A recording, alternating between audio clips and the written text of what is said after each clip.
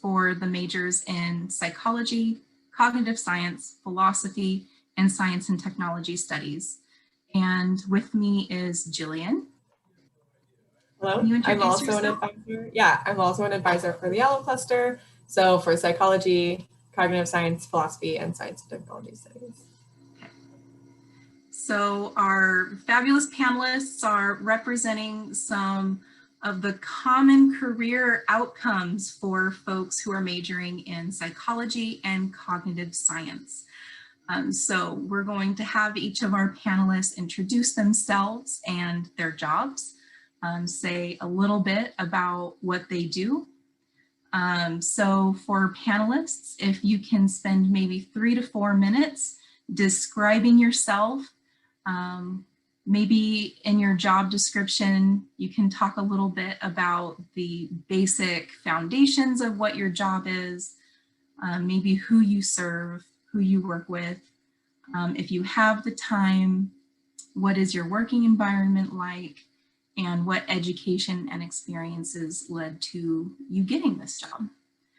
So let's take some turns, and then when all panelists are done, we'll open for the Q&A. So let's get started with Professor Joy Geng.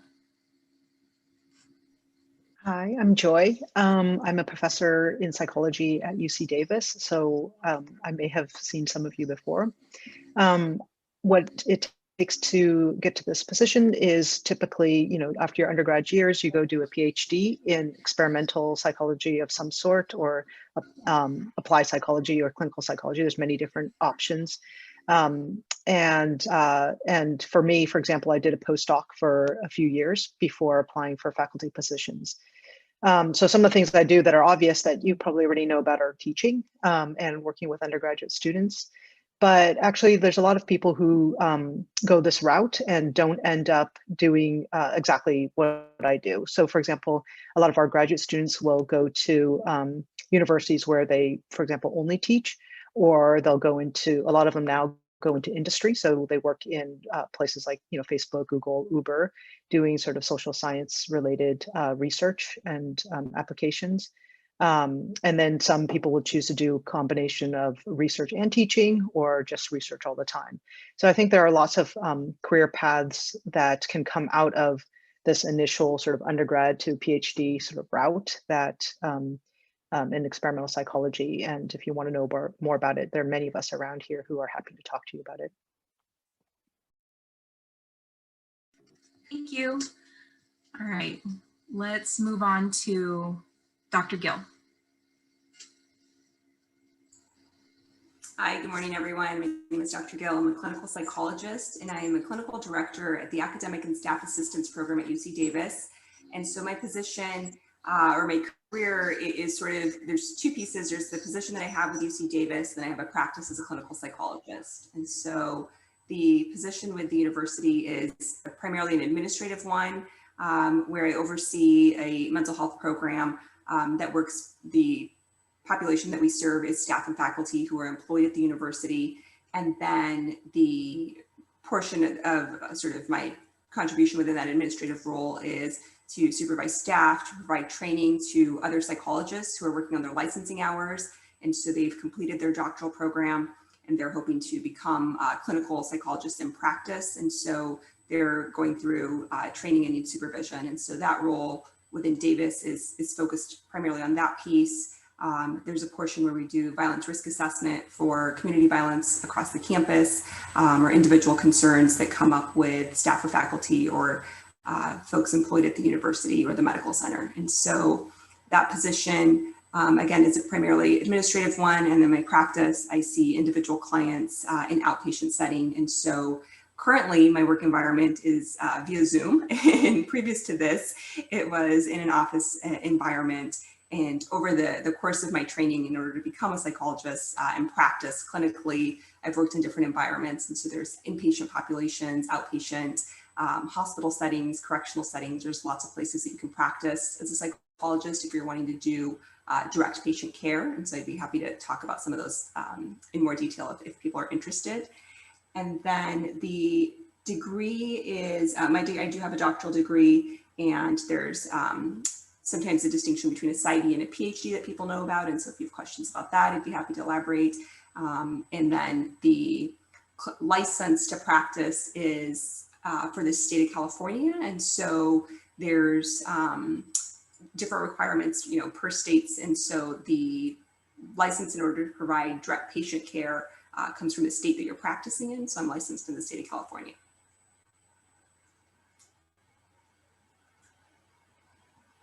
All right, thank you. Let's have Roman introduce himself. Hey everybody, my name is Roman. So I am a software developer. I'm also the first year graduate of the cognitive science program at UC Davis here. I did two degrees. I did cognitive science and computer science. The cognitive science I emphasize in computation. So I've always kind of been interested in that area of things. What I do right now is I'm a software developer.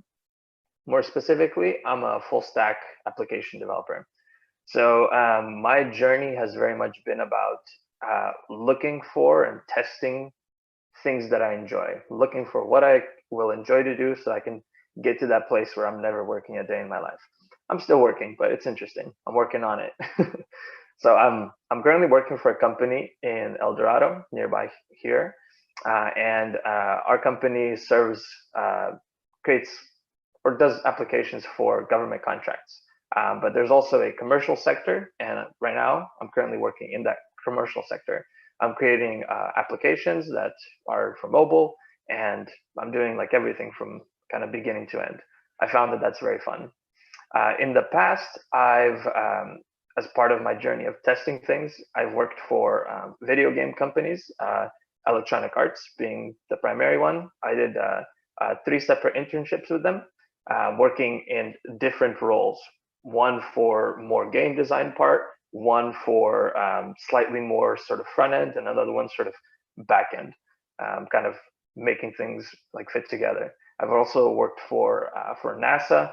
I did some R&D, research and development stuff having to do with like airline things. It was also a very interesting role. The position that I've currently found for myself is one that I like a lot. I've been here for the past 3 years. And one of the things that I like the most about it is the team, the environment, the ability to really like kind of hone in on the kind of things that I like, share that with my upper management, and work with those kinds of things.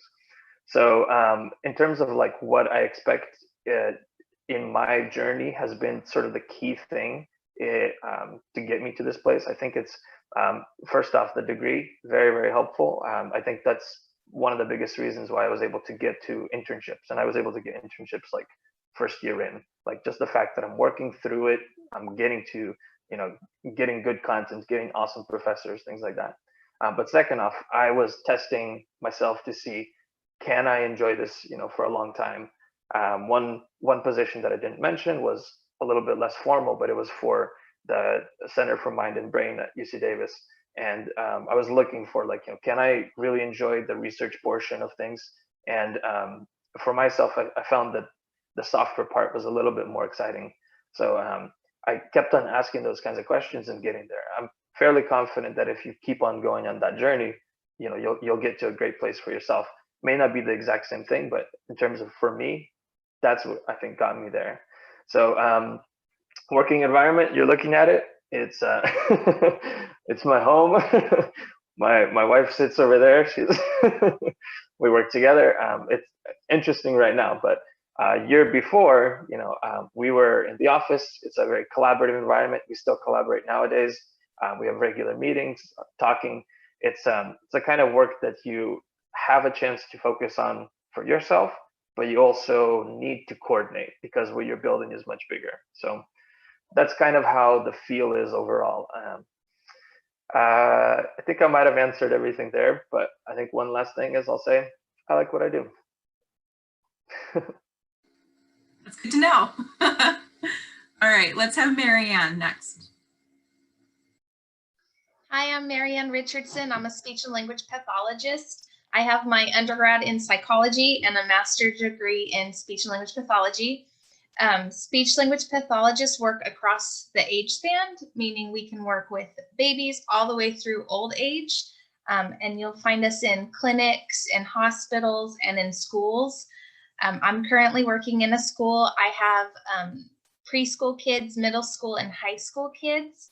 And I work on speech language pathology is one of those fields that has kind of a funny title because you think of speech and you think of all the speech sounds. You think, oh, that guy can't make his R sound. He needs to go to a speech therapist. And that's true. It's part of what we do is work on speech sounds. But we also work on your ability to understand language. Can you follow these directions that I'm giving you? We work on your expressive language. Do you have a good vocabulary? Is your sentence structure correct? Is your grammar there? We also work on social issues, like with students with autism, and helping them navigate through facial expressions and prosody in your speech, and those aspects. We also work on fluency, which is your ability to have free flowing speech. You're not stopping all the time. And also voice issues, like if somebody is speaking with a voice that's way too high for their gender or way too low for their gender. Those are the things we work on in the schools. We work on very different things in the hospitals, which I can talk about if anybody's interested in that route. Normally, I would be in a school setting right now where I'd have my my own room where I'd be pulling kids in to see them in small groups and working in therapy that way. Right now, of course, we're doing it via Zoom. But our work environment is very collaborative as well. We work with teachers, we work with other service providers like occupational therapists or physical therapists, or a number of psychologists in the schools.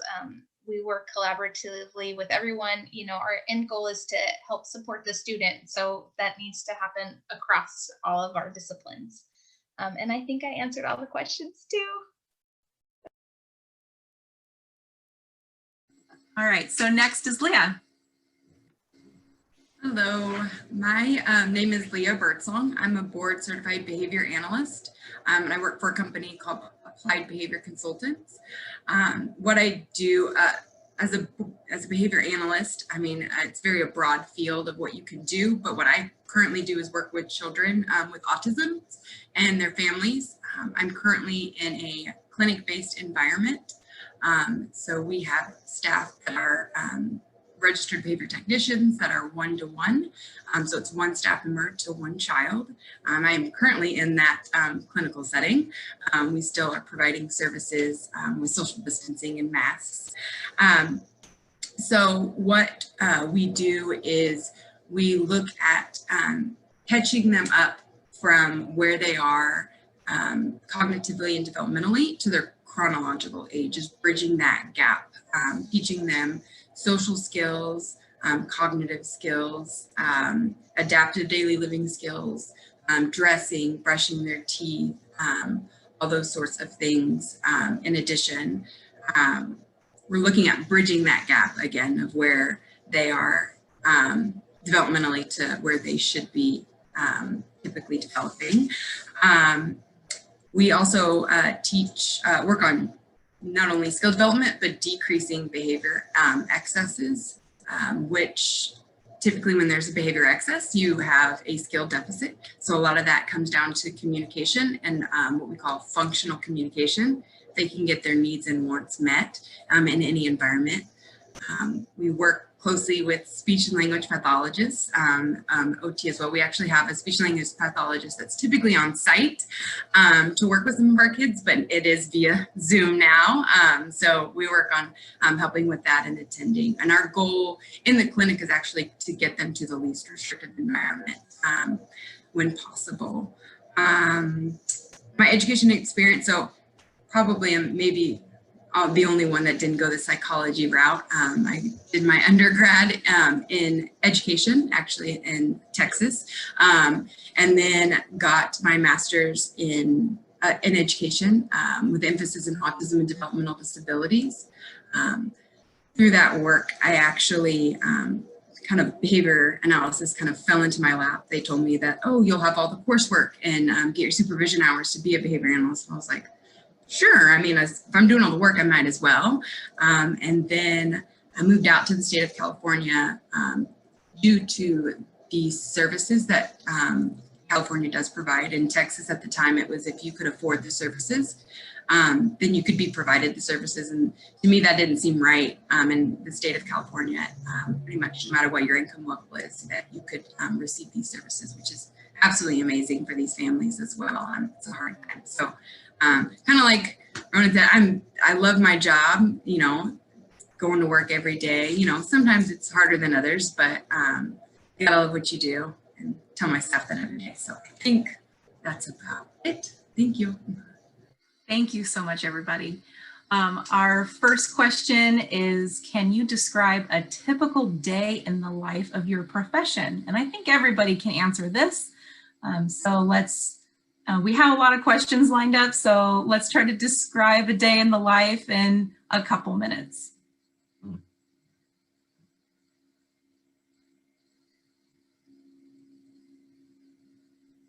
Whoever wants to go first. Okay, I guess I'll just jump in and I'll do this. I mean, I think a day in my life can be pretty varied. So because we have kind of three groups of things that we do. So I might teach a class, I'll meet with graduate students or undergraduates or postdocs to talk about research projects. And then might have some service committees that I have to participate in. So it's really pretty different every day. You interact with lots of different people. You think about research, you think about teaching, and you think about how you can serve your university and your field. All right, who's next?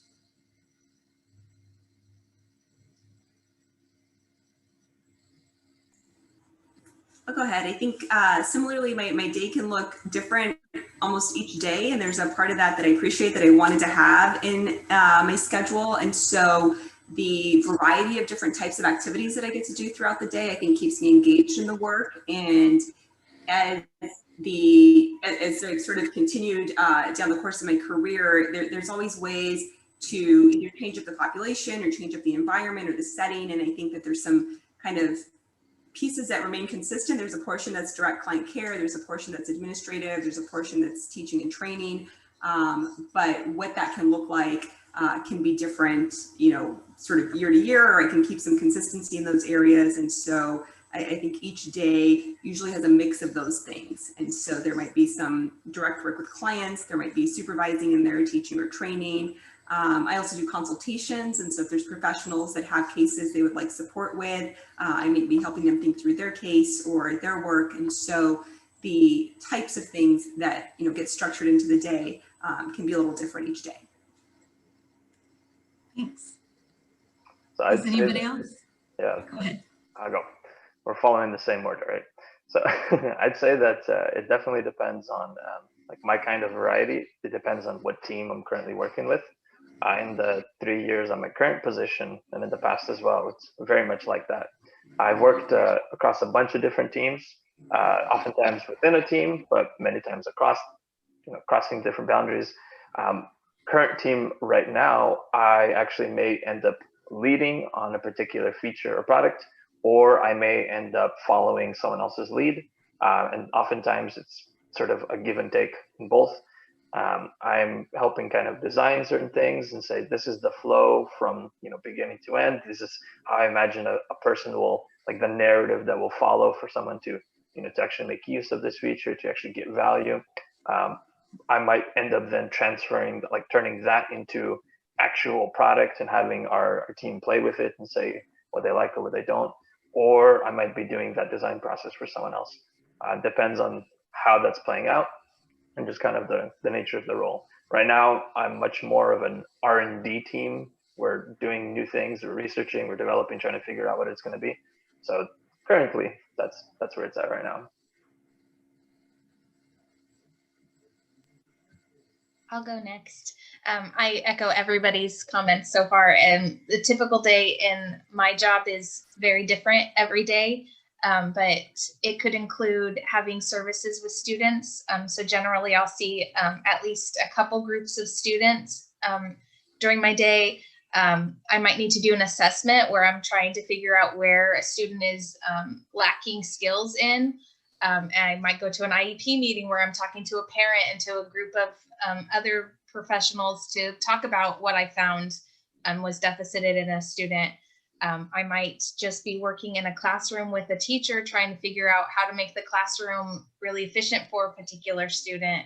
And also, this field is so ginormous. There are so many things that we're supposed to know how to solve or what we're supposed to do. So a lot of my day, especially right now, as I'm kind of new in the field, is researching and figuring out what's a good strategy to try with a student. And a lot of strategies will work with one student, but won't work with another student. So you're kind of going back to the drawing board. Okay, that didn't work. Now what do I do? So just like everyone else, the day is very different and it's nice.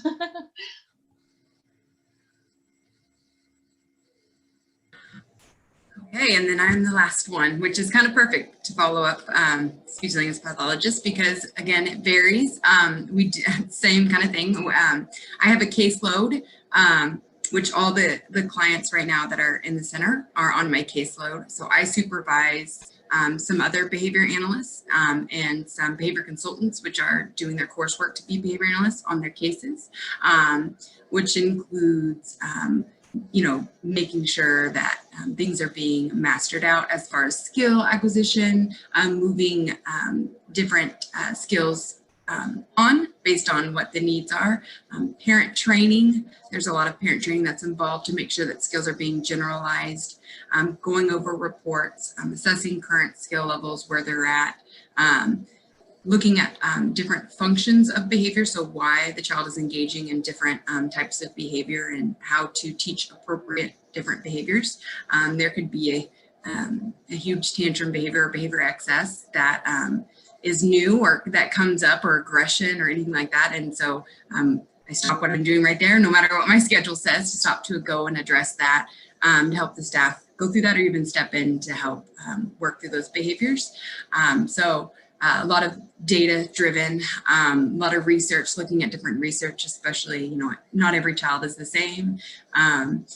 Even on paper, they may look like, okay, well, they're on the spectrum and they're mild. Well, that does not mean very much as far as what I'm actually seeing in person. So it differs very much. Thanks, everybody. All right, so this next question I think is for Dr. Gill and Dr. Geng. What can I do in a potential gap year to make myself a more competitive candidate for a doctoral program? So more specifically in my field, I'm in experimental psychology. So I study visual attention, sort of in the cognitive sciences, cognitive neuroscience, cognitive psychology field. And so if you're interested, but broadly speaking, probably for, I think, PhD programs, if you can get a position, often they're paid positions as a junior specialist or RA, that's a really good experience to have on your resume. It also gives you a good sense of whether you like that kind of research or not. And there are a lot of opportunities for these. There's, for example, a post-bac program at NIH that a lot of students have gone through. There are a lot of labs that will hire, depending on their funding situation. And it gives you a sense of whether you like the kind of research that's being done in that lab, but also more broadly, whether you like to do research or not. And those students who have those experiences and apply are often stronger because you have confidence that they know what they're doing. They've already have a lot of the skills, programming skills, for example, design skills, et cetera, that are needed in your first few years of graduate school. So I think if you can get a position like that or look for them, and you can contact me and I can help you find the right listservs to look at, for example, that would be really strong.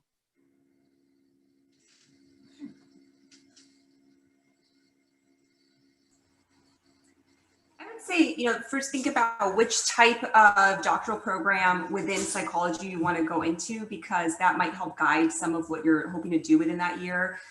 There's a whole variety of degrees that are doctoral programs that you can, pursue sort of the educational piece, and then the back end of that might look very different, meaning you might go through a research program and become licensed. You might go through a clinical program and not become licensed and go into research. So I think there's a whole lot of mixing and matching. Unfortunately, it's not a linear path in the sense that you got this degree and then this is what the career looks like on the back end. And so I would almost start with the question of what do you want your day-to-day career to look like? And then from there, knowing that there's room for flexibility and always a way to sort of make it work out so that you end up in the type of position that you would like, and that that the degree doesn't end up limiting what it is that you want to do. And so I think when the programs are presented, if you look at, here's a PsyD, for example, this is typically what PsyDs do. I can tell you, I know a number of professionals, myself included, who have done a number of things that, folks with a different type of degree might have typically done. So there's ways to, I think, gain practical experience through your career and be able to continue to pursue opportunities that you're interested in. And so the thing that I think I would encourage you in that year is to sort out, what would you like your career to look like? And then what are the variety of different types of doctoral degrees? Because that's going to probably change what it is, what type of experience you want to look to gain in that time. So that actually begs the next question, which is, what's the difference between a PsyD and a PhD? It's going to vary, based on, I think, who you ask. I think the common answer, which I will tell you is a myth, is that one is clinical and one is research. And just for my own career and others that I know, that I think I would say that is a myth. I think it's commonly what people end up doing is, going into a clinical program, getting their licensing hours, and then begin practicing. As they're practicing, what they might do could look different based on the organization they work for. In an academic setting, it's fairly easy, it has been my experience, in terms of participating in research and teaching. I think in other types of settings, if you're looking, for specifically, for example, a tenure track position where you're predominantly doing research, then it seems that people, go strictly the PhD route. And so the distinction is really Doctor of Philosophy versus Doctor of Psychology. And so both are doctoral programs. Both take a lot of money and a lot of time. And so I think it would depend on what it is that you're hoping to delineate between the two. If it's time or money, that might be a piece to think about, because both are lengthy and both are costly. Although I will say PhD programs generally tend to have more paid opportunities throughout them. And so there's more opportunities to TA or to work on research and be paid for some portion of that. And so that might be something to think about. And so I think the short answer that I'll give you is it kind of depends on what two pieces are you hoping to compare. Maybe I'll just add a little bit to that. So I think the PhD is also very varied in psychology. So, you have to really look at the program to understand what it actually entails. So, like there are clinical programs, there are experimental programs, there are other programs, and the funding scheme for these different programs will also differ, like Dr. Gill just mentioned. Most experimental PhD programs you do not have to pay for and are fully funded in one way or another. But then you come out with a clinical degree, so you can't be a clinician. So you have to think about, again, like Dr. Gill said, what the end goal is, and then think about which programs fit you. And they will have very different structures, I think. Thank you. So we have a couple of questions for Roman. So one, I don't know if you can read this for yourself in the Q&A, Roman. I am also a cognitive science major with a computational emphasis. I've been trying to organize a new class idea for CogSci here at Davis surrounding the idea of using knowledge gained in Psych 1, which is intro psych, and then cognitive psychology classes to learn how to program different functions of the mind, such as memory, attention, learning, knowledge, etc. Kind of like cognitive science emphasized AI class. Do you think such a class would be worth trying to implement? That's a very interesting question. I think I can kind of relate. Like when I was seeing some of these classes come out, the major sort of develop, like I was just excited by the potential and possibilities.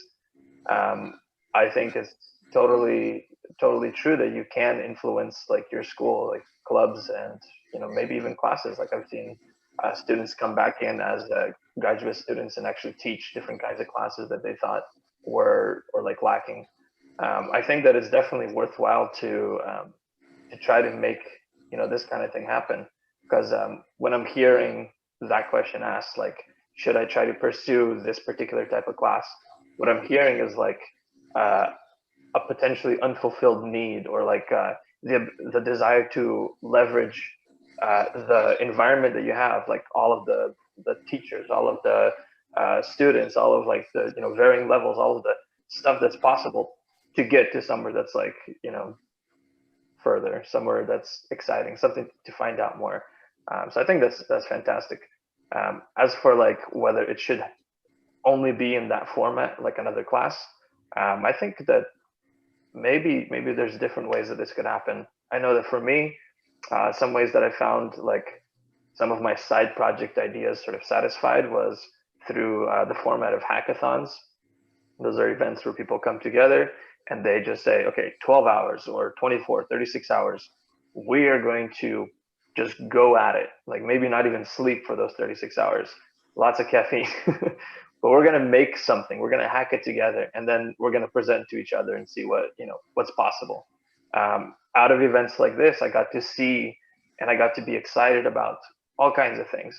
It's also sort of the start of some of my internships and other kinds of things. Like there's a lot of potential for making things happen when you just, you know, kind of apply yourself. And there's plenty of formats. I would say, yeah, go at it. That sounds great. And then one more for you is, how has cognitive science and learning about the mind helped you as a software developer? Okay, that's a good question. I like it. I would say that I can only answer really from my own like personal like viewpoint. I know that there's a lot of ways that, you know, education is helpful, but I would zero in on just a couple little things. One is the cognitive science degree, especially at UC Davis, it brings in a bunch of different sort of curriculums, like a bunch of different classes. It taps into philosophy, into psychology, neurobiology, computer science, and linguistics. That's the ones that I had with my particular computational emphasis. One key thing that I took out of that, besides the particular content, is there are many things that are redefined across these different industries or these kinds of fields. They're like core concepts that they kind of maybe have a different way of talking about in different places. That's because they're trying to use these concepts to serve a different need, right? There are lots of things that you have in common that if you just kind of pay a little bit more attention, you can bridge that gap. And I found that that was a need that was available in my company, later on in my school, and just talking and working through these things, getting people to understand things together was super useful. So Dr. Gill said that there is no like linear path to, you know, I forget exactly what end she was saying, but I think it's true for me too. There's no linear path to a particular position, and you probably don't want one. You know, it's not like right now you can say, that's where I'm going to be. I'm going to be there. It's going to be great. I don't think that that's super, you know, feasible. But I think like equipping yourself with things like this, like, you know, what kind of needs can I identify? What kind of needs are people missing because of the kinds of momentum that I have, but maybe they don't. Like, I can fill certain kinds of gaps in whatever career I'm pursuing that others cannot. And I found this very useful in software development because most software developers have their own reasons for being there. So for me, being someone who's willing and excited to bridge gaps, I was able to really shape my career in ways that I think that I couldn't if I didn't have that foundation. So I think it's definitely been very helpful in more ways than one, but definitely these ways. Thank you. Next, we have a couple questions for Marianne. So what is the path to speech language pathology like those who did an undergrad in something other than communication science and disorder, such as psychology? And the next one is, can you explain what speech pathologists do in hospitals versus schools? Sure. Okay. I am one of those untraditional students that got my degree in something else other than speech language pathology. And unfortunately, there's not a really clean answer to the path. what I did is I got my degree in psychology, and then later on down the line, I went back to school and got my Associates of Science in Speech Language Pathology, which allowed me to be a speech language pathology assistant. And while I was doing that, I did some leveling courses so that I could get into a master program. So I guess the short, long answer is try to research some graduate schools that you're interested in going to and see what classes you're missing since you have a bachelor's in something else. So there'll be courses like articulation and voice and things like that. Different grad schools have different requirements. So unfortunately, it can be messy, but a lot of them have really similar ones. So I guess the path then is look at different graduate schools that you're interested in, see what leveling courses you need to take, and leveling courses are available through tons of schools. You can do them online. You can probably do them at Sac State at different schools, but there are a lot of options for taking those courses, and then that will at least get you the ability to apply to a graduate school. Let me know if I didn't answer that question clearly or if you have more questions about it, because I did it and it's complicated. The second question was, what do speech pathologists do in hospitals versus schools? I'm glad that you asked that question because it's very different in a hospital. Primarily in the hospitals, speech language pathologists work on swallowing, which is so funny because nobody expects you to go in there and be a swallowing expert, but that's what we are because we understand your voice and your throat in this area. We're very, we get a lot of education in that and in your brain, and that's where swallowing takes place. So primarily a speech language pathologist will do swallowing evals to watch somebody swallow, to hear if they're aspirating at all, are they choking, is it going down clearly? You can do swallowing study where you're actually doing imaging to watch a person swallow and seeing all the structures moving. And that gives you the ability to say whether or not somebody should be eating or they shouldn't be eating, or if they need a modified diet. They also work on cognitive skills in the hospitals. We can do that in the schools, but generally that's taken care of by somebody else. So in a hospital, it's more of our job, and we work with older people generally.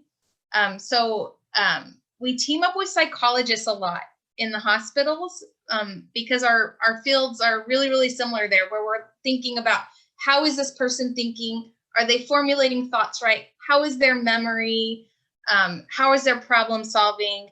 So there's a lot of things that we'll do in those areas. So it's really fun because you can work with adults on like puzzles, like here's a puzzle to do. Let me see you solve it.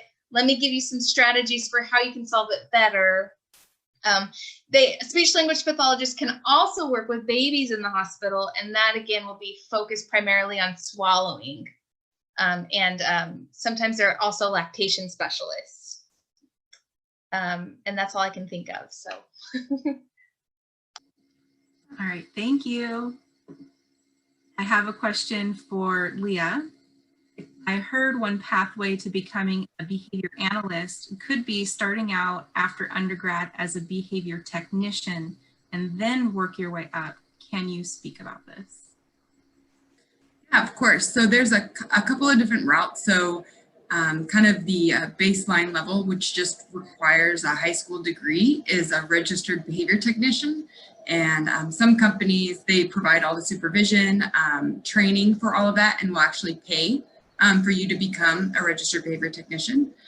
So that's kind of that one-to-one bottom kind of level. And then next is a board certified assistant behavior analyst, which is with a bachelor's degree.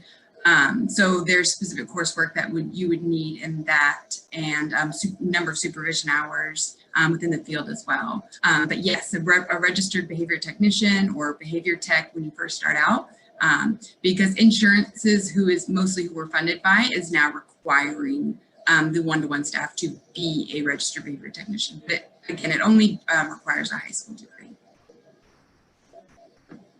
And then there was one more. What classes should I take to pursue being a behavior analyst? Is a master's required? So a master's is not required. So you could be a board certified assistant behavior analyst. which again, some depending on the funding source and who you work with, but that's a good start as a, with the bachelor's. So as far as the coursework that's involved in that, there is a website called Behavior Certification Board, BACB.com, and that will actually list out the different coursework that's there. So you have to take coursework in compliance code and disciplinary systems, so professionalism, some underpinning some concepts and principles of human behavior, measurement, data display, interpretation, experimental design. So a lot of single subject type of experimental design, behavioral assessments, behavior change procedures, and selecting and implementing interventions, and then personnel supervision and management. Kind of, I'm reading off of something. I don't know this off the top of my head, but All right, thank you. So next we have a couple questions for Dr. Gill. So what's the biggest differences between a clinical psychologist and an MFT and LPCC? And then after that, someone wants to know about why you chose a PsyD versus a PhD.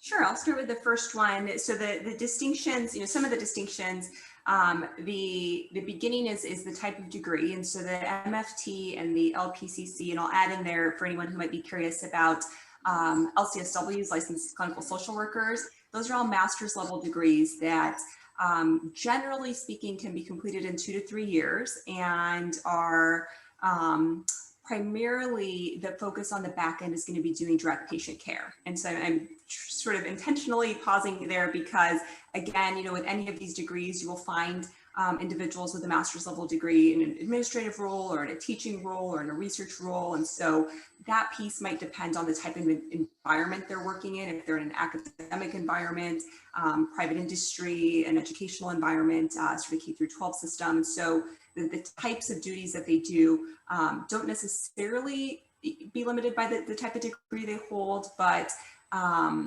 generally speaking, again, the type of work that those master's level clinicians will be doing will be direct patient care. And so again, that could depend on the type of setting that they're in, but I would say that those three, I would sort of put into that category. And then the clinical doctoral degrees, again, there's so much variety in the type of doctoral degree that somebody might pursue. I would say the main distinction is time and money, is how much longer it's going to take and how much more it might cost financially. So those might be individual things to consider. But again, on the back end, you might do very different types of things with that degree. And so you may continue to provide direct clinical care. And so I often ask people, what is it that you're hoping to do? If you're hoping to do therapy and be a therapist, then a master's degree is likely a good goal. And if that is something that is the primary sort of goal that you have for your career, then that might be a good route to pursue. On the way to getting a doctoral degree, you can certainly pick up. I have a couple of master's degrees I picked up along the way. And so sometimes they're built into the program. This sort of goes into the second question. Other times it's depending on, what avenue you took to get to where you're at currently. And so my career has sort of been on a winding route, and that I started out in liberal studies, which is K through 12 education, to work in an elementary school, which is not at all what I do. And so that's where I started in undergrad. And then I went into a master's program in higher education and student affairs to work within university systems. And that piece, I think, has continued over the years as I went through the doctoral training and worked in different types of environments for training purposes to get my doctoral degree. I wanted my career ultimately to be within an academic university setting. And so that piece has sort of stuck with me. But from that master's degree then into the clinical psychology program, I went into, I think the question was why a PsyD program. I think that it fit at the time with the types of experiences that I had. And so I was more competitive for that program than say a PhD program based on the type of experience that I had at that point and in that sort of stage of my career. And then in going through that program, I think this is where I started to recognize is that there's still opportunities to work in research programs, within teaching programs, but the way in which you go about it may look a little bit differently. And so the process of going through the educational program sort of starts to open up opportunities. And then from there, you can figure out, what is an area that I want to spend more of my time focusing on, and what are the ways in which I do that. And so I think, again, even in providing clinical care, it could look very different if you're doing that in a program that uses insurance and bills for services versus in a program like the department at UC Davis that I work in. The services are free. And so that really changes up the way that we're able to work in private practice. It might be fee for service. And so those are some of the pieces that then end up changing who you might work with, the type of setting you might work in, and the way in which you do your job.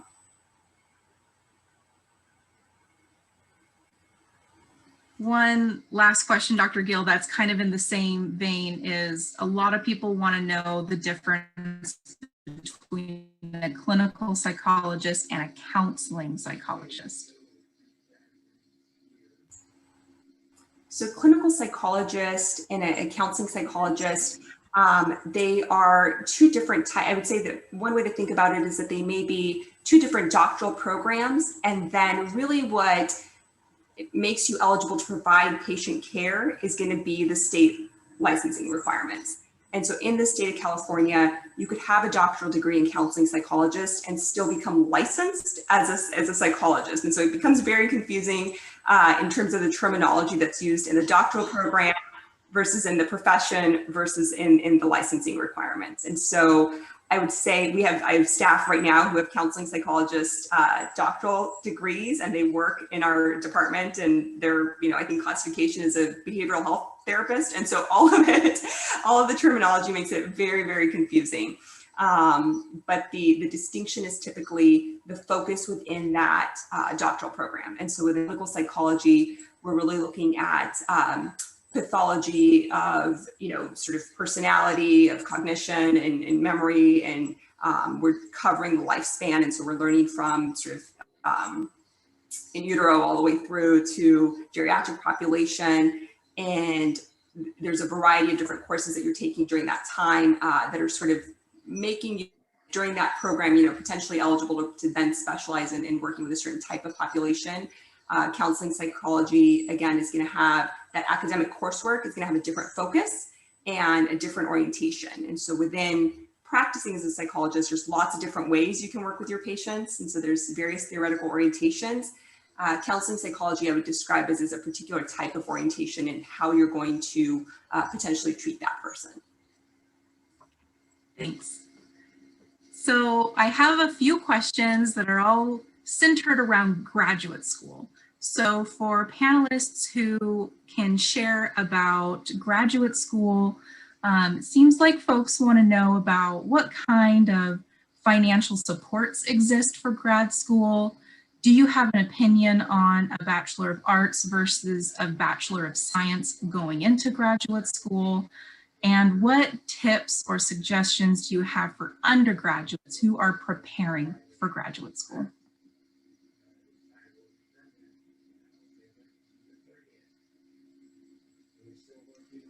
I mean, I think as people have already mentioned, there's many different avenues for graduate school, and they may or may not dictate what you end up doing at the end of graduate school. So there are a lot of different ways to think about this. I guess my expertise is in sort of experimental psychology, and so that's one route. So these are PhDs that might be in sort of like what people might refer to as the basic sciences of psychology. So things like studying attention, memory, personality, social cognition, quantitative psychology, developmental psychology, from the perspective of trying to develop new understanding of how these things work in the human mind or the human brain.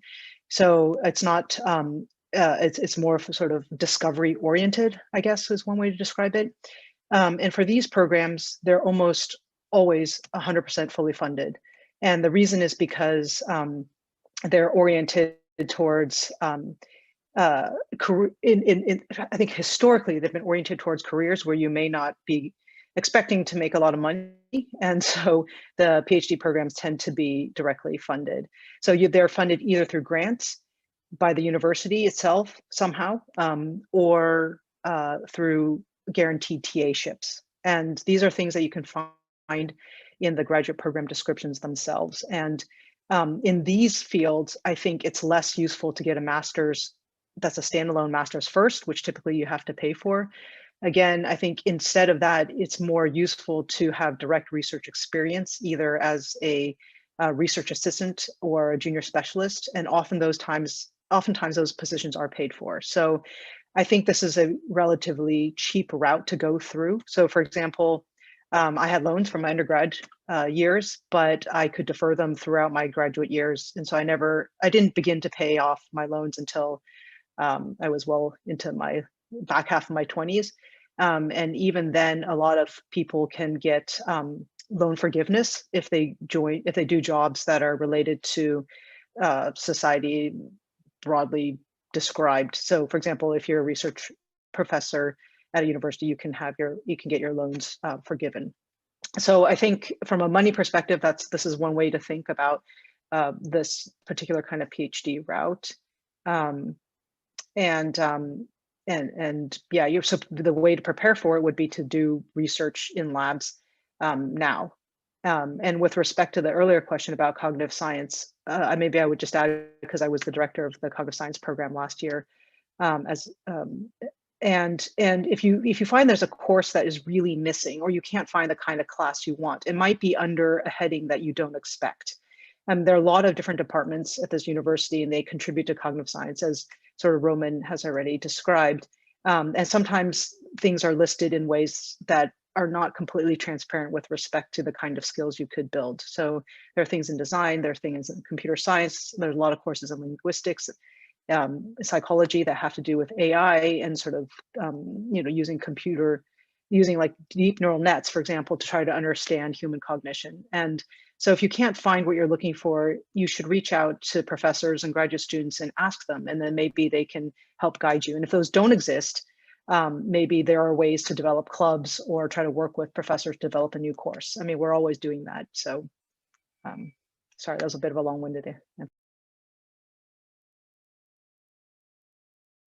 I just want to follow up with that. There was a third part of the question about a BA versus a BS, and if anyone has any insight on choosing which one. I don't think it matters. I think it matters more what you do and what your experiences are, and what you express as your interests and how well you do. And yeah.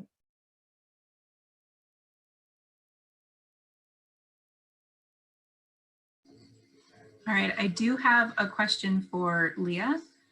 What work experiences do you recommend in order to get involved in behavior analysis?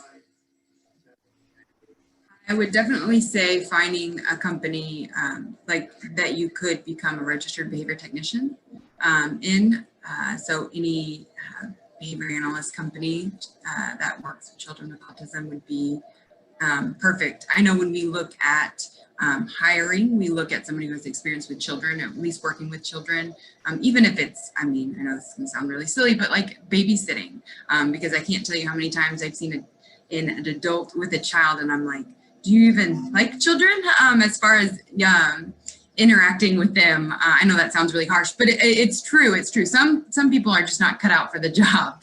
But yes, so finding a company where you could start as a registered behavior technician, and kind of going back to the previous question as well, is when you go to do interviews is asking questions, because some companies will pay for some part of your master's program, as well as even holding your certification.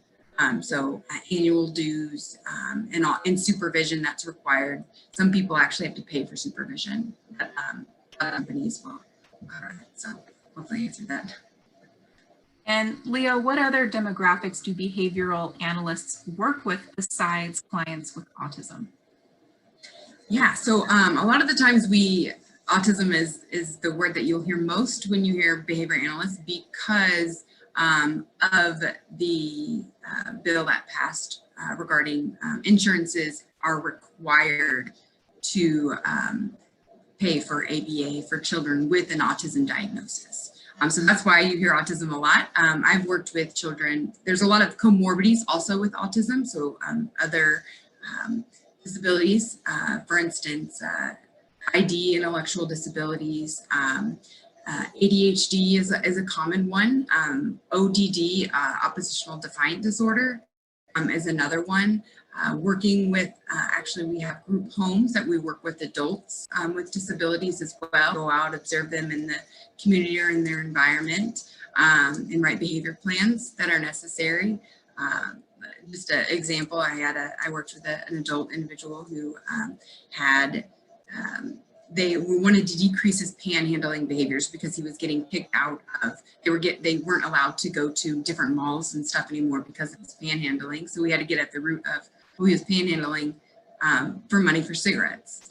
And then they said, well, because he'll pick up cigarette butts on the ground and anybody's and just smoke them. So I was like, okay, so we got to look at what's more important to target is that decreasing of picking up random cigarette butts off the ground versus the panhandling as far as risk goes. And so the adults looking at also their what their competency and what they can understand, they can, refuse services, all of that sort of thing. So it's a whole different gamut, as well as something called organizational behavior management. You don't necessarily need to be a BCBA, but that actually is really, to me, even super interesting, where you go, companies will hire you from outside, and what you do is they say, okay, this is our problem. You look at the root of the problem.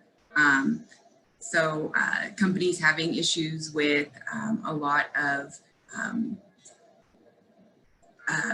workers' comp. They're paying a lot of money for workers' comp, and it was a warehouse. And so the organizational behavior management person came in and said, okay, well, you're having a lot of back injuries and you're having issues with, when they're cutting the boxes, lacerations. So they did some trainings on that. And then they also put in a reinforcement system. So they put up a tally in the warehouse, and they tallied the number of days that they went without a workers' comp. And so after so many days, they ended up the company would pay a bonus to the employees. So not only do you have the decrease in workers' comp claims, but you have other people saying, hey, watch out, remember to lift with your back, looking out for each other as a group contingencies of like, look, we all want that bonus too. And in the long run, they paid way less when they were paying those bonuses versus the workers' comp. So again, whole different kind of side of things, but super interesting. Thank you. So next we have a question for Roman.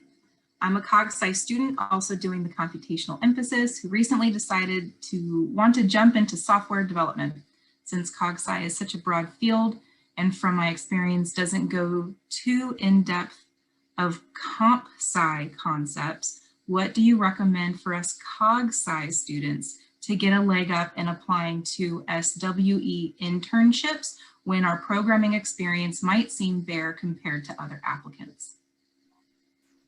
Oh, great question. And also, I've noticed that Jillian has been defining different terms in the chat. So if you don't know what different things mean, like BCBA, Board Certified Behavior Analyst, or SWE is Software Engineer, so she's on it. So there are many things that you could be doing. And I think that the degree as a cognitive science student, you can, definitely go and apply for internships, kind of just, prove, like do side projects or something maybe, but even just with what you got there, it's great. I know that I was able to get a software engineering internship with very little experience. It was a slightly like special circumstance kind of situation. Like it was the result of having proved myself in a different way. This was like the hackathons that I mentioned, but at that point I had only completed one computer science class.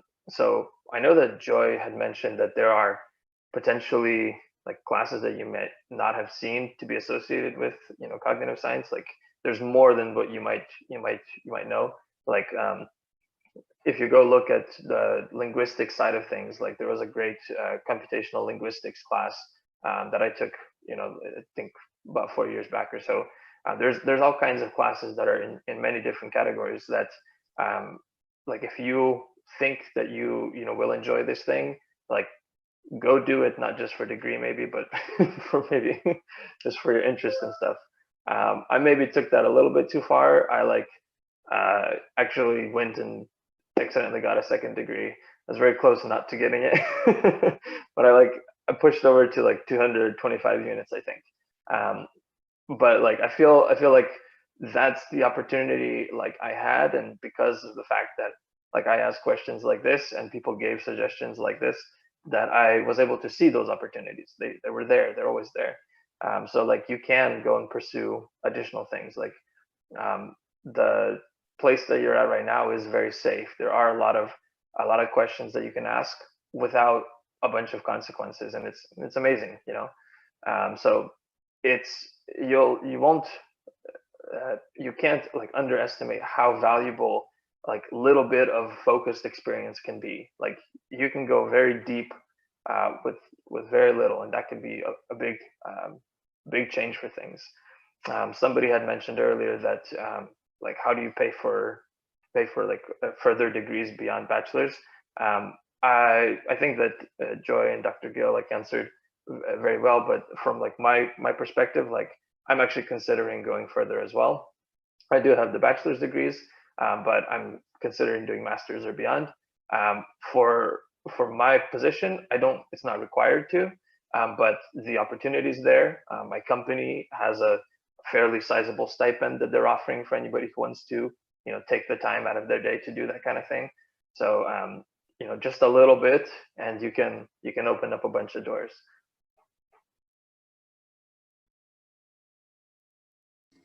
And then Roman, somebody else wants to know, where did you start at when getting internships and jobs?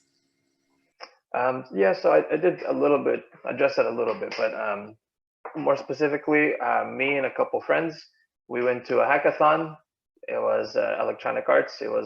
We learned how to use this particular program and then ended up making a game in 12 hours. We were satisfied with walking away with like, I think it was $2,000 between us. It's pretty cool. But someone said, hey, you should ask them for internships. And we were like, oh yeah, that's a good idea. I mean, maybe it'll happen. And they gave us internships.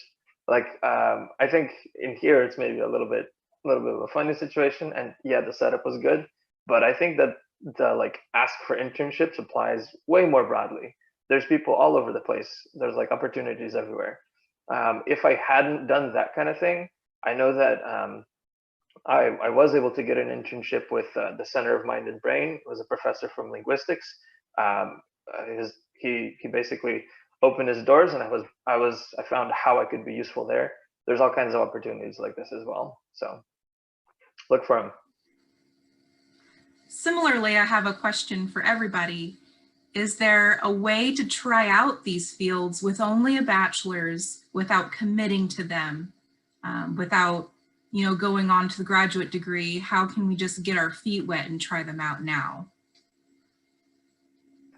I want to add something real quick on that. You will never be able to live the day in the life of somebody who's got a completely different context, degree, like they've been there for a long time. So you'll always have to kind of keep your mind open. What does it mean for me? What does it mean for my context? But internships are a great way to do it.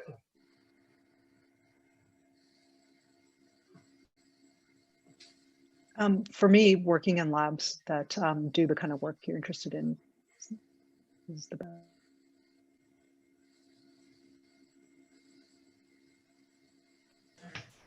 Same here, kind of as a, behavior technician or finding a job working with children with autism. You work closely with your behavior analyst who is supervising you. So you can, of course, ask them kind of what they do, and you'll see what they do as you help out with assessments and do those sorts of things. So, yeah. I think that's a really great question, because you are dedicating a lot of your time and energy and money to getting into a degree, and it's very hard to know, is this even what I want to do? But like Roman said, it's like everyone has a different experience, and all of these different careers have very different settings and very different people that you're working with and very different focuses. So it's a really hard question to answer. But like Leah just said, you know, getting experience, like if you're thinking about being a behavior analyst or a speech language pathologist, go work in the schools, or, you know, go shadow somebody in the schools, get a sense of, do I like working with kids, like she said. Yeah, I'm sorry, I don't have a really good answer, but.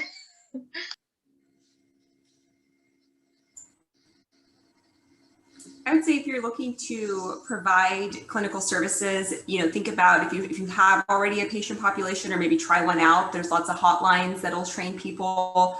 So like a suicide hotline and domestic violence hotline, where you're taking calls and you're able to start to use some of those initial skills that you would eventually learn and build. There's also positions where there's intake workers that are you know, individuals who are sort of taking in a lot of the assessment data and then passing it off to the psychologist. And so you're getting that experience of what it would be like to sort of collect this data, begin to make some sense of it, and then pass it along. And so I think there's some opportunities at the entry point to see, you know, essentially, if you're entering this type of profession, am I interested in helping in this way? Am I interested in working with this type of population? And if you have a sense of what is motivating that for you, finding some way to begin to try that skill set out to see if it feels like a good fit for you. I think as I've heard everybody, you know, describe their path, it's sort of, we have this like mosaic that is kind of woven together. And so there really is not a clear path. And so I think individually it's figuring out, you know, how do you weave it together? How do you sort of string it along? And how do you then present it to the next place you're going? And so if you think about, okay, well, from, you know, where I'm at and to where I would like to get, how do I need to sort of make sense of my own experience so that I can explain it to the person who I'm going to be presenting it to try to get that opportunity, right? So if I walk in and I think, okay, well, there's this gap in between what I know and where I'm trying to get, what do I need to learn? What skills maybe do I need to pick up along the way? And then how confident am I expressing that to the person that I might be asking that, you know, internship or position or program for admission, of communicating to them how clearly I can see the path. And so I think it's an individual process that we go through where we begin to recognize, you know, instead of looking at the program and what their qualifications are, how do I sort out how my experiences tie together and why I would be a competitive or good fit for what it is that they're looking for. Thank you. I think that's such a good point because, you know, I feel like what we're saying is like, it's a little complicated and there's a lot of different possibilities, and that's both helpful and not, I think, from, you know, when you start, because it's scary and it's unclear what the path forward is. But what I hear everybody saying is that you have to be a little bit bold and you have to be a little bit confident. And if you don't feel it, like, you know, like the postdocs I used to work with would be like, fake it till you make it. So just, you know, try and do it. And if you get rejections or you get silences, remember, it's not personal. It's just other, you know, people on the other side have a number of things that they're trying to figure out as well. And sometimes things get dropped, but you have to try again. You have to be, you have to be bold and contact people, ask questions, communicate what you know and what you don't know, be clear. And those are the kinds of things that, you know, everybody looks for in, I think, every field. The pattern I'm seeing is identify the test, set up the context, whatever that means for your field, for your test, and extra credit for being bold. But be polite. All right, so it seems very popular that people are asking, can we get in touch with panelists individually if we have more questions? So no pressure, we are all very busy individuals. If you feel like students are able to reach out to you via email or LinkedIn, please let us know. Not LinkedIn, but any other way. LinkedIn's fine for me. My name is fairly unique. You should find me.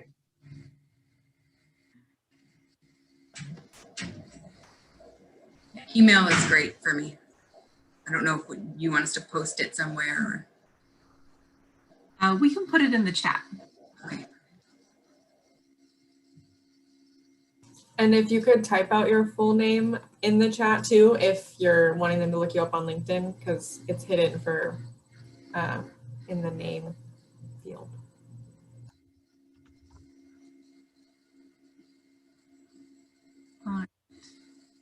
So then our last question in our last 5 minutes together is that folks are wanting to know, did you end up doing what you thought you would be doing? What has been your journey? We'll end with this question, and if folks need to leave at 11:50, go ahead.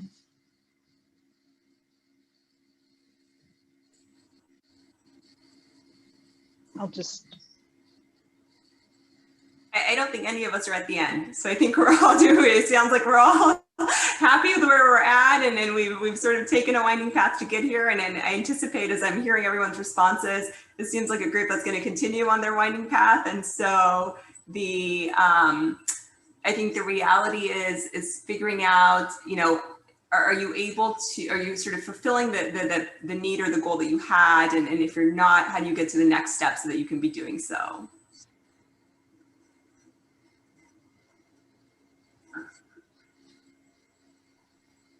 I started as an aerospace engineer and didn't end up staying there. I was gonna do just cognitive science. Like my journey was, you know, full of struggle. It wasn't actually all easy. I did fail some classes. I had a tough time with statistics for whatever reason. I had, yeah, a lot of ups and downs. I do not think that I, you know, could have imagined this back, you know, 5-10 years. So, yeah, no, I think Dr. Gill's on it. Like, I'm gonna keep on figuring out what I like and what makes sense for me. In January, I'm gonna be a dad, so you know things are gonna keep changing. So I'm gonna have a baby girl if all goes well. So, yep, always the journey. I love it. Learn to love it if you don't. Yeah, I would say, you know, as well, there's a lot of ups and downs. There's a lot of doubts. There's a lot of points at which I thought maybe I should try to do something else. There are moments when I really dislike my job and I found it hard. But I would say that at this point, you know, it's such a privilege to be in academia, and you can seek what you love. You can do, you know, what you like in lots of ways. You can be curious for your whole life. You get to work with great people. You get to see undergrads all the time. It's a new generation every few years. And that's exciting. And I think we all work with, you know, people to some degree and try to meet the needs of people and organizations. And that's exciting. And so, yeah, you have your whole lives ahead of you. You should enjoy it as much as possible. Go ahead and go. So I started off with thinking, okay, I'm going to be a teacher, special education teacher. And then, like I said, kind of behavior analysis kind of fell into my lap. And it's, you know, a teacher, you get, you know, you can get, you know, summers off and that sort of thing. And, you know, obviously that seems more appealing. But then once I got into this job, you know, I work year round and I love it. You know, it's finding something that you love and you love doing, and the reinforcement of it is seeing these kids grow and go on to, you know, less restrictive environments, typically developing classrooms, you know, integration with their peers. And another thing about this job is, like, I tell my staff all the time, like, this is a job that, politely, again, you can ask why. Like, why are you asking me to implement this? Because it's important to know the function of what you're doing. Why are you telling me to ignore this kid when he's looking at me and screaming? But again, it's kind of a field that kind of fell into my lap. But if you find a job that, you know, that you love, it's not like it's working, obviously. It's fun. New day.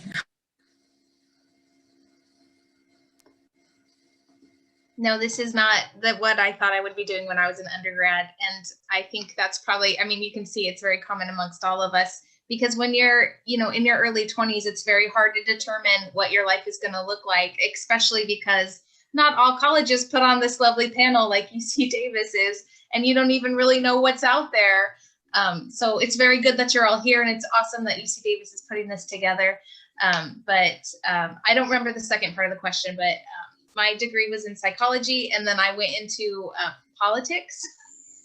Very, very different. And then I went to consulting, but I ultimately wanted to come back to what I felt like was my passion, which is helping people. So I did some research on what careers I could go into that would help people. And I was kind of torn between going into clinical psychology or speech language pathology. And ultimately I chose this way, but everyone has a different answer for that too. And it's kind of comes back down to, what do you love? Well, I just want to give a big thank you to everybody on the panel. We so appreciate your time and all of this wonderful information that you've shared about your lives and your journey. And I just wanted to tell the audience that you can find a recording of this event on our website, but if you are a psych or cognitive science major, you can look forward to a link to the recording in an upcoming newsletter. And with that, I'm going to say goodbye and have a good week and weekend, everybody.